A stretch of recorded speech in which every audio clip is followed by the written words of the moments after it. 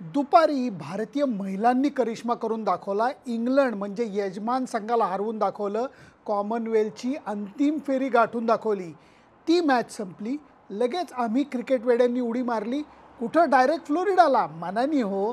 प्रत्यक्ष कोण जाऊ शकतंय? तिकिटाचे रेट्स एवढे भयानक झालेत. पण फ्लोरिडाला जी मॅच झाली, खचाखच भरलेलं प्रेक्षागृह.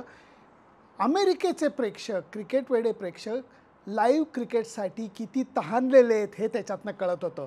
भारतीय संघाने पहिली बॅटिंग केली. आजच्या बॅटिंगमध्ये कुणीही प्रचंड मोठा स्कोर केला नाही. हायेस्ट स्कोर 40-44चा आहे. रोहित शर्माने 30च्या आसपास धावा केल्या. सूर्यकुमार यादवनी 20-25च्या धावा केल्या. रिषभ पंतनी 40-44 केल्या आणि त्याच्याबरोबर संजू सॅमसननी सुद्धा थोड्याशा रन्स केल्या. आणि शेवटी वाहत्या गंगेमध्ये अक्षर पटेलनी हात धुवून घेतले. भारतीय संघाने 190 धावांचा टप्पा ओलांडला. तेव्हा मॅचचं काय होणार याचा अंदाज सगळ्यांना लागलेला होता.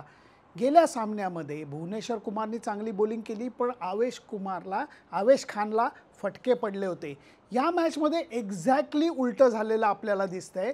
कारण आवेश खान धरा, अर्शदीप सिंग धरा, रवी बिश्नोई धरा या आणि अक्षर पटेल ऑफकोर्स तो तर आता जेन्युइन ऑलराऊंडर झाला आहे. यांनी सगळ्यांनीच उत्तम कामगिरी केली आणि त्यामुळे भारतीय संघाच्या हाती दणदणीत विजय लागलेला आहे. या वेस्ट इंडिजच्या एकंदर मालिकेमध्ये दणदणीत विजय मिळवण्याचं भारतीय संघाचं प्रमाण हे वाढलं आहे, जी खूप महत्त्वाची गोष्ट आहे. संपूर्ण ताकदीचा संघ आहे की नाही याच्यावरतीच चर्चा होऊ शकते. कारण आता लोक म्हणत आहेत अर्शदीप सिंगला घ्यायलाच पाहिजे, दीपक हुडालाच घ्यायला पाहिजे. राहून गेलं माझं, दीपक हुडानी सुद्धा आपलं योगदान नेहमीप्रमाणे दिलं आहे बरं का. आणि भारतीय संघाच्या हाती मोठा विजय लागलेला आहे. मी आत्ता लीड्समध्ये आहे. मी मँचेस्टरमध्ये पण नाही आहे, मी बर्मिंगममध्ये पण नाही आहे, मी लीड्समध्ये आहे. आणि लीड्समध्ये या सगळ्या कॉमनवेल्थ गेम्स आम्ही बघतो आहे. दुपारी आम्ही सेमीफायनल पाहिली. आत्ता आम्ही मोबाईलवरती फ्लोरिडाची मॅचसुद्धा बघितली. तरी अजून आमचं पोट भरलेलं नाही आहे. आम्ही अजूनही कॉमनवेल्थ गेम्स बघतो आहे आणि याचं सेलिब्रेशन संपूर्ण वेगळ्या पद्धतीने करतो आहे. त्यामुळे हे सेलिब्रेशन काय हेही तुम्हाला दाखवतो. असं सेलिब्रेशन तुम्हीही करा हो. मित्र जमा करायचे, क्रिकेट बघायचं, खेळाचा आनंद घ्यायचा आणि धमाल करायची. जिओ लाईव्ह जी भरके असं मी म्हणेन. तुमचं मत काय मला जरूर कळवा. त्याच्या अगोदर माझं एक छोटंसं सेलिब्रेशनसुद्धा बघा. नमस्कार. मँचेस्टरहून एक साधारणपणे जास्तीत जास्त 1.5 तासाचा प्रवास करून मी लीड्सला आलेलो आहे. लीड्सला मॅच बीच काही नाही, अगोदर पण मी लीड्सला आलेलो होतो. लीड्स हे पुण्याप्रमाणे एक छान एज्युकेशन सेंटर आहे. इथे भरपूर विद्यार्थी इवन पुण्या, मुंबई, महाराष्ट्रातनं सगळीकडनं विविध गोष्टी शिकायला येतात. माझा मित्र कौस्तुभ, त्याची बायको श्रेया. आपण कुठले आहात? आम्ही पुण्याचे. आपण कुठले आहात? मी पण पुण्याची. कुठली? प्रभात रोड. पाहिलं? कुठले थोडासा शिकलेला आहे. थोडासा काय झालंय? काय नाही, फक्त थोडंसं चार्टर्ड अकाउंटन्सी असतं ते केलंय, बाकी ठीक आहे. मी कॉमर्समध्ये एक बेसिक लेवलचं शिक्षण झालंय. अगदी अगदी. तू काय करतेस ते? मी मार्केटिंग मध्ये जॉब करते सध्या. अरे, आणि शिक्षण कुठे केलंस? मी फर्ग्युसन कॉलेजमधनं आणि फ्रान्समधनं मास्टर्स. शेजारीच आहे दोन्ही. शेजारीच. त्यामुळे हे माझे बाकी चेष्टा सोडा. मस्तपैकी माझे मित्रमैत्रिणी आहेत.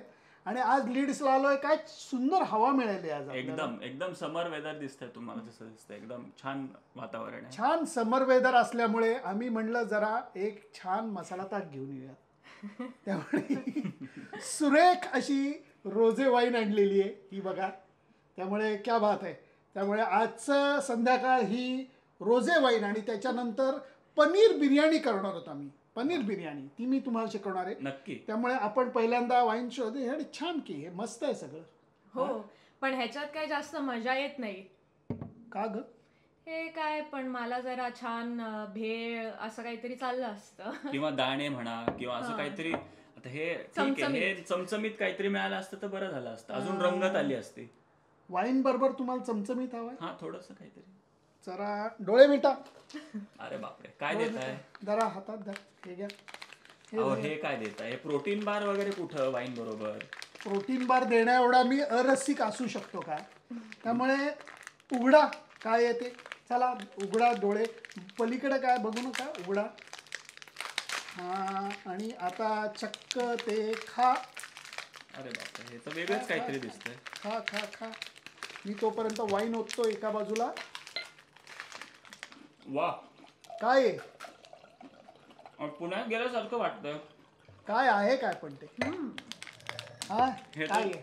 भेळ किंवा चिवड्यासारखं दिसतंय अरे काहीतरी. हा ह्याच्यात तर शेव आहे, हा हा. खूपच मस्त.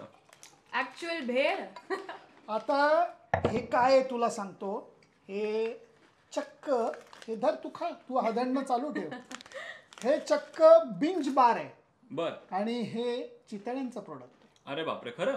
चितळ्यांचं प्रोडक्ट आहे. फक्त काय आहे, आपण ज्या वेळेला या गोष्टी खातो तेव्हा खूप कचरा होतो, खाली गोष्टी सांडतात. त्यामुळे हा बार स्वरूपात आणलेला आहे. वा. आणि अशी भेळ आहे, ओली भेळेचं सुद्धा आणलेलं आहे. बर. हा तुम्हाला हेल्दी चिवडा मी आत्ता दिलेला आहे. त्यामुळे आता हे घ्या thank you.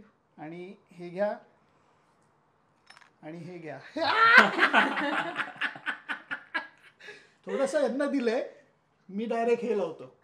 Cheers. Cheers to good life. Cheers to good life. तुम्ही म्हणाल अहो लेले तुम्ही काही फक्त वाईन प्यायला आलेल काय का पाठकांच्याकडे?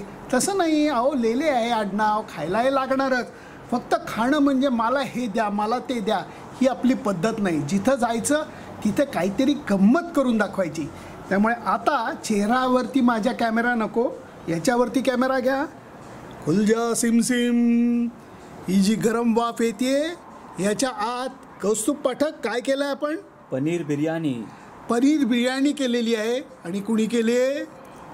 Made by the best chef in the world mister Sunandan Lele. त्यामुळे मी एवढंच म्हणेन, रोजे वाईन बरोबर पनीर बिर्याणी, मित्रमैत्रिणींची साथ, चांगलं क्रिकेट, चांगले खेळ, काय पाहिजे अजून जगायला? बडबड बंद, बॅटिंग चालू. Bye bye.